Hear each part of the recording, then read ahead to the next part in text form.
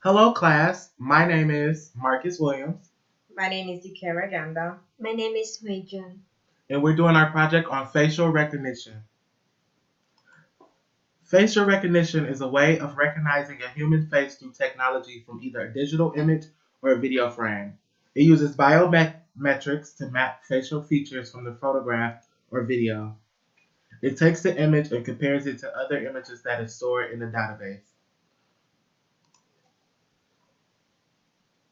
In 2017, facial recognition software gained a boost in popularity due to Apple's release of their test product iPhone X, which sold over 12.7 million units. Snapchat also uses facial recognition software to attach their filters to the individual's face. Facebook uses the software to figure out if you are another person's picture. It is also very popular in Tokyo, Japan. It is used to edit photos similar to Snapchat filters in live photo booths. The history of the facial recognition starts from 1960s. Woodrow Bledsoe was the one who developed the first semi-automatic face recognition system. In 1989, the first semi-automatic facial recognition system is deployed by the Lakewood Division of the Los Angeles County Sheriff Department. It's used to and identify the suspects, and it helped a lot for the police department. In 1988, agent face were developed by Larry Serovic and Michael Kirby, and it used by Matthew Tuck and Alex Pentland in face classification. In 2001, face recognition system was installed and used at the Super Bowl in Tampa, Florida. And in 2008, Homeland Security began to use biometric database to identify and deny unknown individuals suspected terrorists to enter the United States. And how does the facial recognition work? First of all, the um, agent face were the really popular techniques that most of the facial recognition software use. Um, the first step, the software will use the picture of your face, then it will create the geometry by your face, and it will identify the key factors include the distance between your eyes or the distance from the forehead to the chin. Then the software will create your facial signature, and after that it will use a mathematical formula to compare to its own facial database. As a result, it will match your face with one of its it will save your signature photo on the database for later use, like for other classification.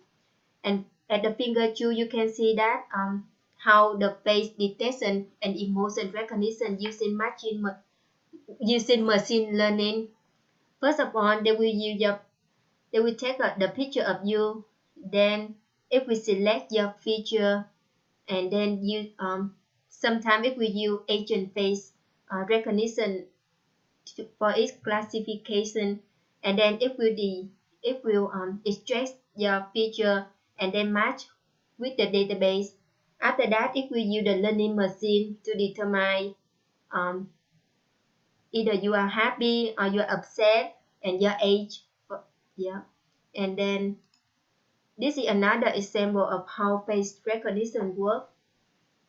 For example, you take your picture by using face detection, and then you register your face, and then the system look will detect your eyes and your mouth and facial symmetric. After that, it will extract some feature points. They're using some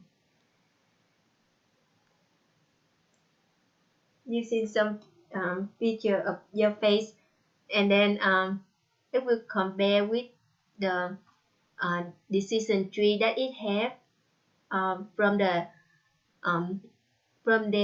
algorithm, and then after that it will match it with the database, and then will output a similar face or determine your happiness or your emotion.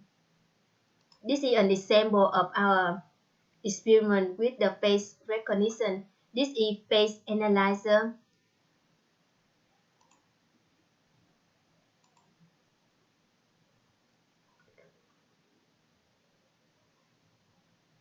Its name face analyzer. It will determine your age, your gender, and the emotion. Yeah, this is how when I take my selfie, I'm smiling, and it determines that I'm happy and I'm female. And they say I'm 22, but I'm not. Yeah, you can use the picture from your album. Yeah, this is another picture of me and different outlook. I cannot skip the advertise.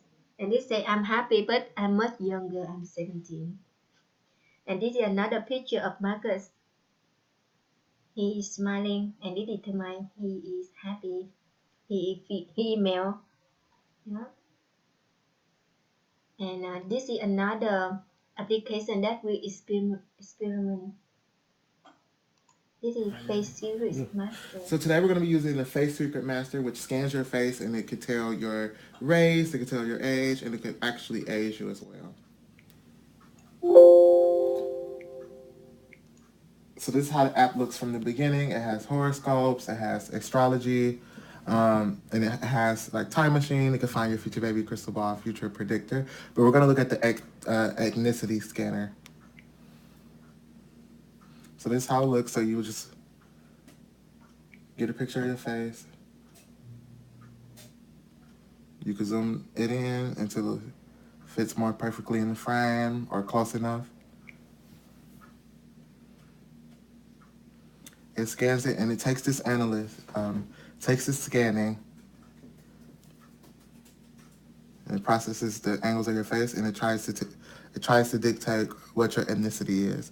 So it says I'm 67.95% black, and it says all these other ratings about the rest of my ages. The rest of my ethnicity. I am biracial, so it is somewhat accurate. I'm not really gonna go into detail with my races, but I guess it's somewhat accurate based off my features. Let's try it again with a different picture.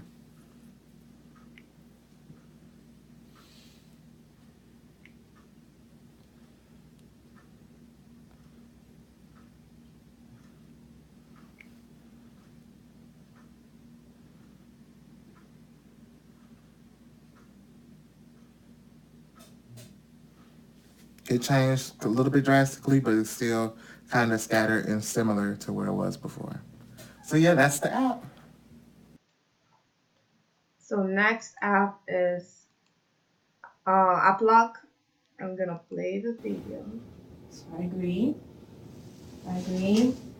I start. So choose your own log phrase. I create my own log phrase. I'll say, how are you? And I'll do this. I'll skip to enrollment. And now to recognize myself. Now, how are you? How are you? How are you? So now to choose a pattern, or I can choose a PIN or password, but go for pattern. And my pattern will be nope. Will be this. Very difficult, yes. So the app is recording it. It's recording it, and then I'll go. I'll confirm. Oh, I don't remember what pattern. Was it this? Yes. Okay, correct. Now, go to Android setting. Choose what app you want to put the lock on, and I would choose to put it. I would choose first of all to allow the app to work on my system. So done. Done. Now I'll go back to the app. Where is it? Here. Done. So now I'll choose what app to lock. I would choose, let me see, Outlook. I'll choose this system, and then done. Go to Outlook. Here is my face. I need the phrase, how are you? How are you? So now I want this, and it won't work because it's wrong. So I have to try something else. The same thing, it won't work. And then it unlocked my email.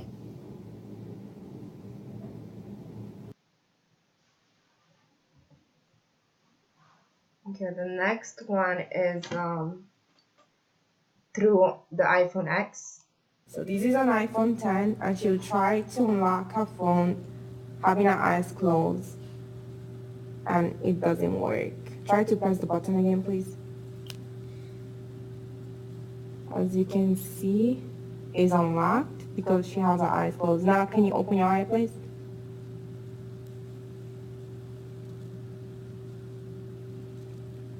I can see. Is it unlocked? Yes, it is unlocked. Thank you. And more so in that video, when she was trying to unlock it with her eyes closed, the front light was blinking because it was really trying to unlock it, but it didn't work. So next we have, obviously there's some advantages regarding facial recognition, and the greatest advantage is it's really hard to trick your biometric features, your eyes and nose and stuff like that. And it's convenient to use because all you have to do is pick up the device and put it in the front of your face, and that's it. And also there's a smart integration part of it because it's easy to integrate with other security system that's already in place in the device. And the next thing is high success rate because it's difficult to fool the system. In addition, if you had multiple layers of security, makes it more difficult to fool it. And also it has automated facial system, which means you don't have to have someone to monitor it constantly. The app already monitors itself, and it's easy to use. You don't need instructions, and is it works with mostly all devices. If you go to the App Store or the Play Store, you find different facial recognition application, and there are different algorithms that can read your age, your race, your emotion, like Eugene showing in her previous example, and more to that. Obviously, there's some disadvantages, which are the fact that the system is storing so much data from the images.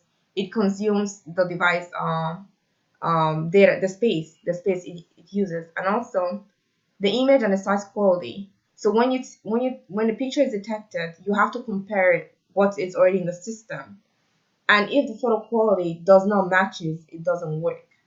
So that's a big disadvantage. One question we all asked ourselves, like, where is all this going to? Where is it going to be stored? Who is seeing all this data that's being stored? So that's a big question regarding privacy. There's also high implementation costs. Like, if you want a really, really good facial recognition system, you have to have the top system, you have to have the top quality cameras, speed, and accuracy. And another thing, yes, it is also easy to fool the system. Let's say something changes about your features and your appearance is just you just throw off the entire system. Next, is it a bias technology? Well, according to a certain experiment that was conducted by IBM and Face++, we're more likely to misidentify the gender of black women than white men. So this was found. Gender was misidentified in up to 1% of lighter skinned males in a set of 385 photos. Gender was misidentified in up to 7% of lighter skinned females in a set of 296 photos, and gender was misidentified in up to 12% of darker skinned males in a set of 318 photos. Lastly, gender was misidentified in 35% of darker skinned females in a set of 271 photos. So as we can see, yes, it is a biotechnology. It wasn't specifically constructed to identify colors or ethnicity. As you can see, the percentage grow bigger or higher as the skin tone was dark, or skin tone or skin complexity was darker. So it's not a perfect technology. Even though the software is easy to use and one of the safest ways to secure your device, our research has shown that it's still a long way to go. It is biased for light skinned people with European features, but everyone else kind of falls through the cracks. In 20 years, the product will hopefully be progressive in that it does truly become 100% secure. Here's our references, and thank you for following us and listening to us. Thank you. Bye. Bye.